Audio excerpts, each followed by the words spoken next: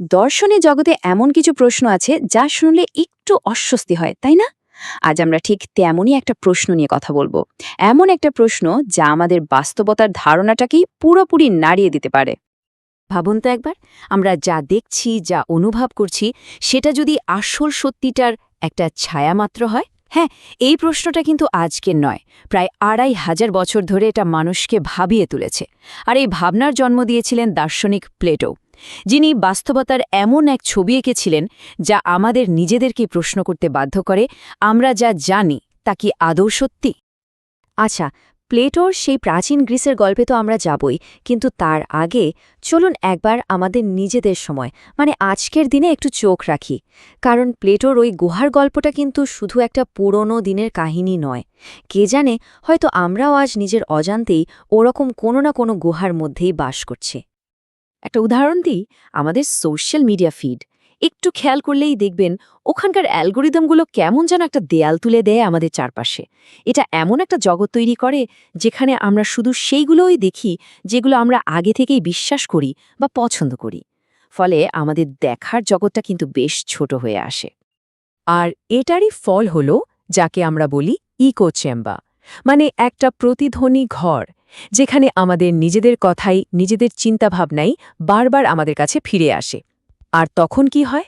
তখন আমাদের মনে হতে শুরু করে এটাই বোধহয় একমাত্র সত্যি, এটাই বাস্তবতা।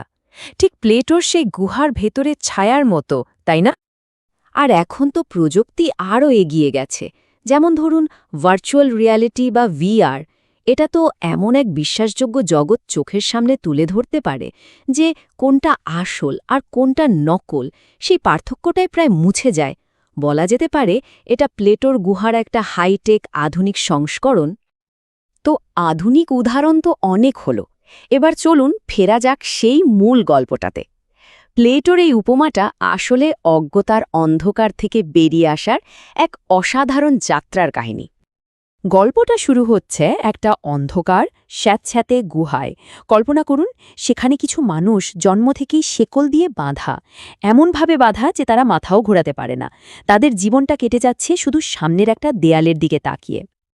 এখন দেখুন, তাদের ঠিক পেছনে একটা আগুন জ্বলছে, আর সে আগুনের সামনে দিয়ে কিছু পুতুল চালক নানা রকম জিনিস নিয়ে হেঁটে যাচ্ছে। আগুনের আলোয় ওই জিনিসগুলোর ছায়া গিয়ে পড়ছে বন্দীদের সামনের দেয়ালে। আর বন্দীরা, তারা সারা জীবন ধরে শুধু ওই ছায়াগুলোই দেখছে। তাদের কাছে ওগুলো কোনো ছায়া বা বিভ্রম নয়, ওটাই তাদের জগৎ, ওটাই তাদের কাছে একমাত্র সত্যি। তাদের সব কথাবার্তা, সব নাম, সবকিছুই ওই ছায়াগুলোকে ঘিরেই। কিন্তু গল্পটা এখানেই থেমে থাকে না। হঠাৎ করে একটা নাটকীয় মোড় আসে। ভাবুন, ওই বন্দীদের মধ্যে একজনকে হুট করে মুক্ত করে দেওয়া হলো। সেই আমাদের এই গল্পের নায়ক, একজন সত্যের সন্ধানী। কিন্তু মুক্তি পাওয়াটা কি খুব আনন্দের ছিল? প্লেটো বলছেন না। প্রথমে সে যন্ত্রণায় ছটপট করতে থাকে, কারণ সারা জীবন অন্ধকারে থাকার পর হঠাৎ আগুনের আলো তার চোখে সইছিল না। সত্যের দিকে এই যাত্রাটা মোটেই সহজ নয়, বরং খুব কষ্টকর আর ধীর একটা প্রক্রিয়া। তাকে এমন এক চোখ ধাঁধানো বাস্তবতার মুখোমুখি হতে হয় যা প্রথম দেখায় মেনে নেওয়া প্রায় অসম্ভব। তো গল্পটা তো শুনলাম, কিন্তু এর আসল মানেটা কি? এই যে গুহা থেকে বেরিয়ে আসা, এই যাত্রার পেছনে প্লেটো ঠিক কী বোঝাতে চেয়েছেন? চলুন এবার সেই দার্শনিক দিকটা একটু বোঝার চেষ্টা করি। প্লেটোর মতে আসলে বাস্তবতা দুটো। একটা হলো গুহার ভেতরের জগৎ, মানে আমাদের এই দৃশ্যমান পৃথিবী, যা আমরা আমাদের চোখ, কান, নাক দিয়ে অনুভব করি। আর আরেকটা হলো গুহার বাইরের জগৎ, যেটা হলো আসল সত্যের জগৎ। আর সেই জগতে পৌঁছানো যায় শুধু যুক্তি, বুদ্ধি আর দর্শন দিয়ে। এই পুরো গল্পটাই আসলে একটা প্রতীক। যেমন ধরুন, ওই বন্দিরা কারা? ওরা হলাম আমরা, মানে সাধারণ মানুষ। আর যে শেকল দিয়ে তারা বাঁধা, সেটা হলো আমাদের অজ্ঞতা, আমাদের সীমাবদ্ধ চিন্তা। দেয়ালে দেখা ওই ছায়াগুলো হলো আমাদের চারপাশের ভুল ধারণা, যা আমরা সত্যি বলে মেনে নিই। আর গুহা থেকে বেরিয়ে আসার ওই কষ্টকর যাত্রাটাই হলো আসলে প্রকৃত শিক্ষা। আর গুহার বাইরে যে সূর্য, সেটাই হলো পরম সত্যের প্রতীক। প্লেটো এটার নাম দিয়েছেন the form of the good, বা মঙ্গলের রূপ। ঠিক যেমন সূর্য থেকেই সবকিছুর আলো আর জীবন আসে, তেমনি এই পরম সত্য থেকেই সব জ্ঞান আর অস্তিত্বের জন্ম। আর এটাই হলো একজন দার্শনিকের খোঁজের শেষ ঠিকানা। কিন্তু গল্পটা এখানেই শেষ নয়। এরপর আসে এর সবচেয়ে করুণ, সবচেয়ে মর্মান্তিক অংশটা। যে মানুষটা সত্যকে দেখেছে, যে জ্ঞানী হয়েছে, সে আবার ফিরে আসে সেই অন্ধকারের গুহায়। কেন? অন্যদের সাহায্য করার জন্য। তার ফিরে আসার একটাই কারণ, সহানুভূতি। সে চায় না যে সে একাই আলোর জগতে থাকুক। সে চায় বাকিরাও যেন এই অজ্ঞতার শেকল ছেড়ে বেরিয়ে আসতে পারে। কিন্তু ভেতরে ফিরে আসার পর কি হল? বাকি বন্দীরা কি তাকে বাহবা দিল? একদমই না। বরং তারা তাকে নিয়ে হাসাহাসি করতে শুরু করল। কারণ আলো থেকে অন্ধকারে ফিরে আসায় তার চোখ ঠিকমতো দেখতে পাচ্ছিল না। বন্দীরা ভাবল বাইরে গিয়ে সে অন্ধ আর বোকা হয়ে গেছে।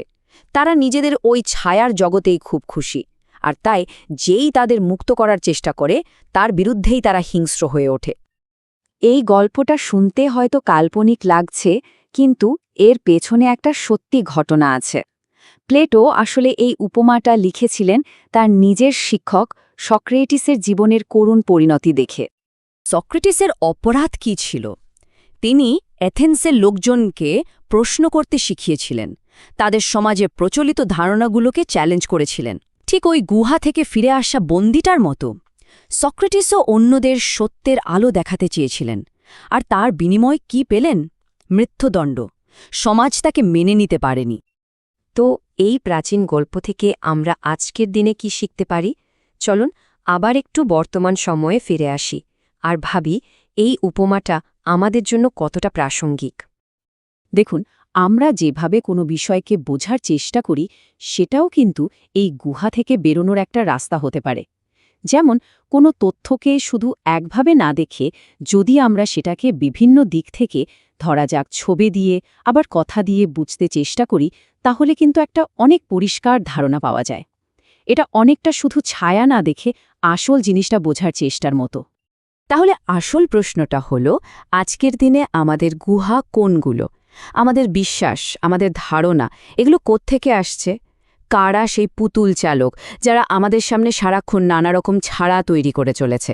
তারা কি সোশ্যাল মিডিয়ার অ্যালগোরিদম, নাকি কোনো রাজনৈতিক মতাদর্শ, অথবা সেই সব বিজ্ঞাপন যা আমাদের মধ্যে প্রতিনিয়ত নতুন নতুন চাহিদা তৈরি করছে? শেষ করার আগে প্লেটোর নিজের একটা কথা মনে করা যাক। এই কারাগারটাই হলো আমাদের দৃষ্টির জগৎ, আর ওপরের দিকে যাত্রাটা হলো আত্মার সেই বুদ্ধি আর যুক্তির জগতে প্রবেশ। এই উপমাটা আমাদের একটা চিরন্তন সত্য মনে করিয়ে দেয়। আমরা যা দেখি সেটাই হয়তো সবটা নয়, সেটাই হয়তো আসল বাস্তবতা নয়।